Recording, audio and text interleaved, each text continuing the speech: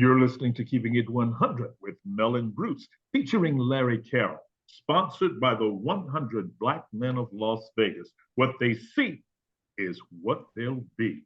My name is Mel Tillar. I am thrilled to be with you all today. And our guest today wants to be a member of the Board of Trustees representing District B. Her name is Eileen Eady. We're thrilled to have her on board today. Eileen, welcome to the show. Thank you for having me, Mel. All right, so you are running for the Board of Trustees for our school board. This is a huge undertaking, lots of work to be done. Why should people vote for you? Well, first of all, I'm a lifelong educator. I taught public school for 15 years in regular and special education, and I've taught everywhere from the suburbs to inner city Baltimore to rural Mississippi. We've been here in Vegas for 13 years. I am an advocate for the community. I believe that when we come together and do things, we can do amazing things.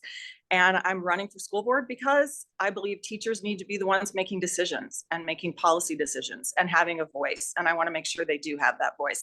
But also I want to make sure that parents have a voice too. And I'm a parent and a teacher. All right, that's fantastic. I'm going to be very politically correct here and say that the Board of Trustees has been a tad bit dysfunctional and they have a few challenges. Let's just say a few. How are you going to solve some of the problems that our school district has and some of the problems that our Board of Trustees have? Good question.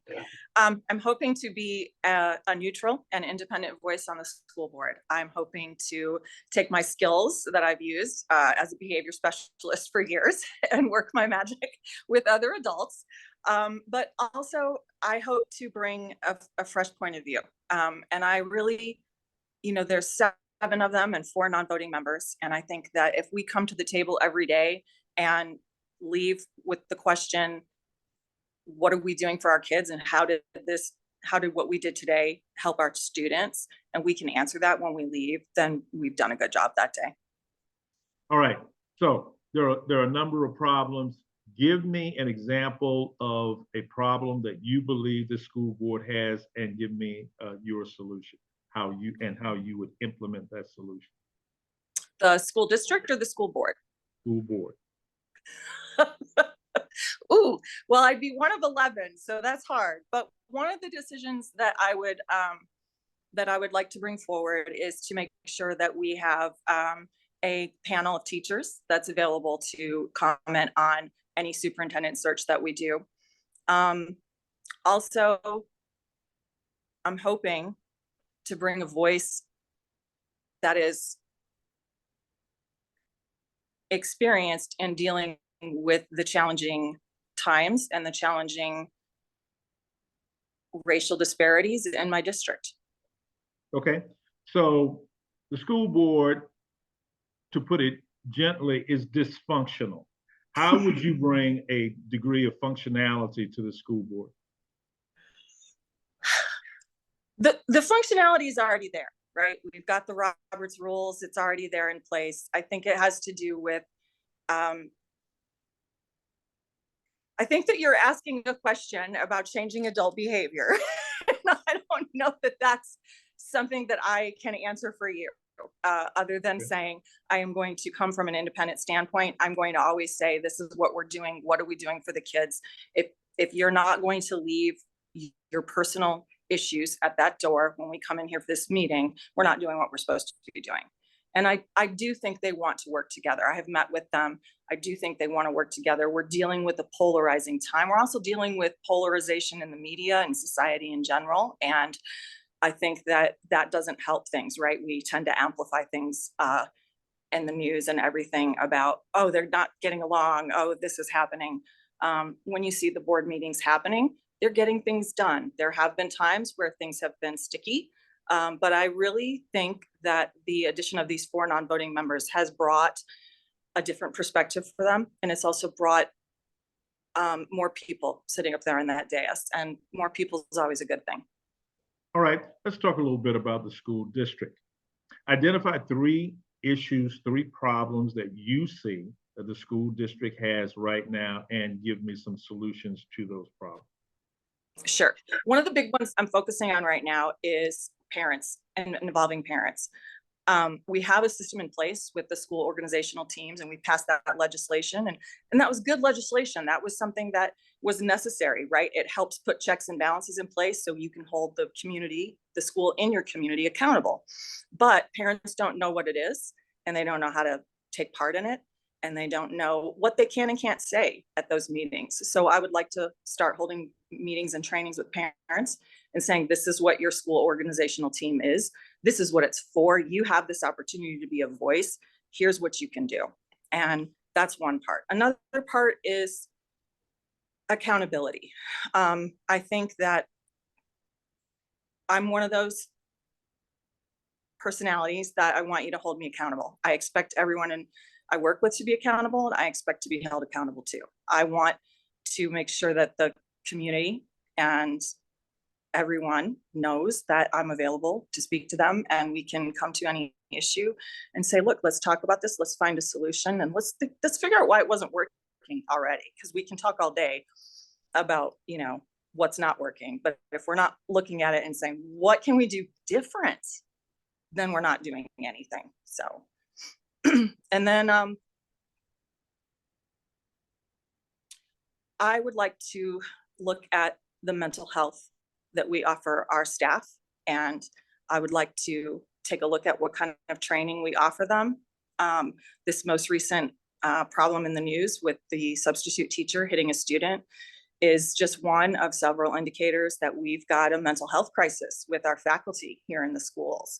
And I would like to see that change. I would like to see us working with training programs and resources within the community to help manage stress, but also not just manage stress, but learn how to de-escalate situations.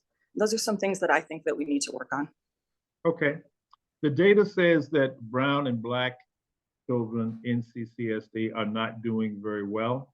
They are not graduating to the same degree as members of other communities. And when they do graduate, they are not prepared for the next step. What would you say to the Black and brown community about your candidacy, your being on the Board of Trustees, and how you would help to satisfy this situation?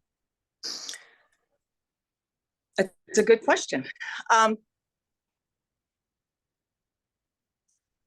First of all, I think that when we say this isn't working, we need to figure out why, right?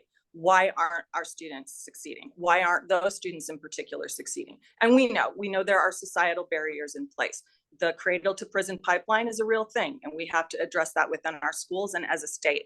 We're at an opportunity here in Nevada as the first majority minority city to start looking at how we do our schools, how we run things, and what our curriculum looks like. And we have an opportunity to really show what we can do if we take that baton up and do it. I think that we systemically have an issue in this nation with curriculum, and we have an issue with making sure that people have what they need. And that's what we need to do. If something isn't working, if our curriculum isn't right, then we need to look for a new curriculum.